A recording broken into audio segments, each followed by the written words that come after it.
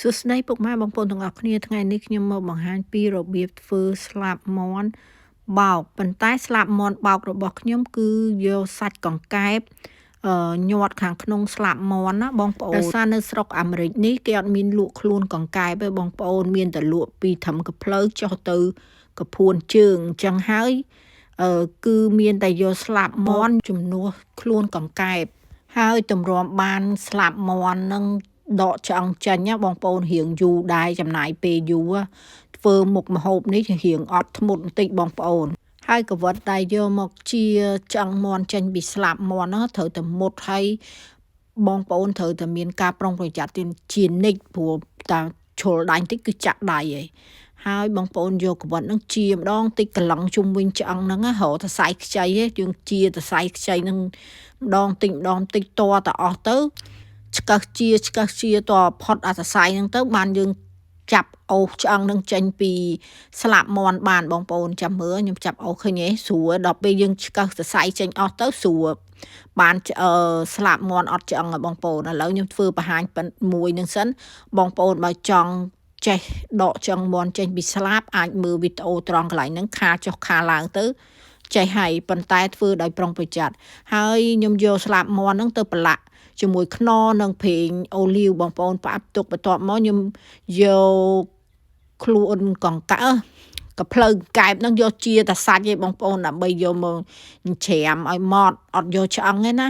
ហើយខ្ញុំមានគ្រឿងបុកមានស្លឹកក្រូចសើចមានខ្ទឹមសខ្ទឹមក្រហមស្តៅដីម្ទេសហ្នឹងហើយយកសាច់កង្កែបច្រាមជាមួយម្ទេសក្រហមម្ទេសខ្ទឹមសខ្ទឹមក្រហមច្រាមចូលឲ្យម៉ត់ណាបងប្អូនចូលម៉ត់ចូលគ្នាហើយបានខ្ញុំដាក់ស្លឹកក្រូចសើចចូលមកច្រាមជាមួយដែរបងប្អូនអូឈ្ងុយមែនតែនស្លឹកក្រូចសើចនិយាយថាខ្ញុំសប្បាយដាក់ស្លឹកក្រូចសើចដោយសារផ្ទះខ្ញុំឥឡូវសបោស្លឹកក្រូចសើចហើយខ្ញុំចូលចិត្តក្លិនស្លឹកក្រូចសើចឥឡូវខ្ញុំច្រាមសាច់កង្កែបនឹងច្បល់ជាមួយខ្ទឹមសខ្ទឹមក្រហមហើយនិងស្លឹកក្រូចសើចរួចអស់ហើយខ្ញុំយកមកលាយជាមួយគ្រឿងបុកសណ្តែកដីបុកហើយនិងសាច់ជ្រូកច្រាមបងប្អូនខ្ញុំដាក់ស្ករចំនួន1ស្លាបព្រាកាហ្វេកន្លះបន្ទាប់មកខ្ញុំដាក់ខ្នុរចំនួន1ស្លាបព្រាកាហ្វេបងប្អូនប្រេងខ្យងចំនួន1ស្លាបព្រាបាយទឹកត្រីកន្លះស្លាបព្រាបាយហើយច្បល់គ្រឿងនឹងចូលគ្នាឲ្យសព្វបងប្អូនគ្រឿងដែលនៅសល់បន្តិចហ្នឹងខ្ញុំដាក់ប្រហើយបងប្អូនដើម្បីឲ្យគ្រឿងសាច់កង្កែបដែលយើងយកទៅញាត់ហ្នឹងវាកាន់តែឈ្ងុយបងប្អូនកង្កែបបោកបងប្អូនកុំលោភសាច់អត់ឆ្ងាញ់ទេលោភគ្រឿងវិញបានឆ្ងាញ់បានវាឈ្ងុយហើយគ្រឿងខ្ញុំនេះដាក់ច្រើនណាបងប្អូនឡើងមកចានធំហ្មងហើយទៅស្លឹកក្រូចសើចក៏ច្រើនដាក់នៅក្នុងគ្រឿងផងហាន់ដាក់ក្រៅផង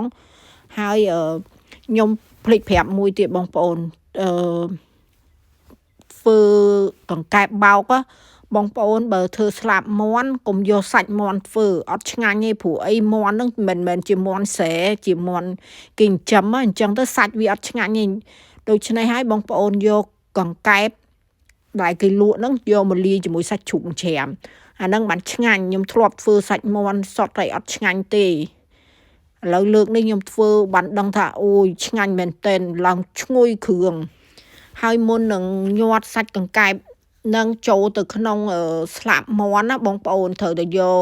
សាច់កង្កែបដែលយើងច្បល់គ្រឿងនឹងយកទៅចៀនភ្លក់មើលសិនតើសាច់ដែលយើងច្បល់គ្រឿងនឹងវាល្មមនឹងរសជាតិដែលយើងចង់បាននៅសុំញាត់ចូលស្លាបមាន់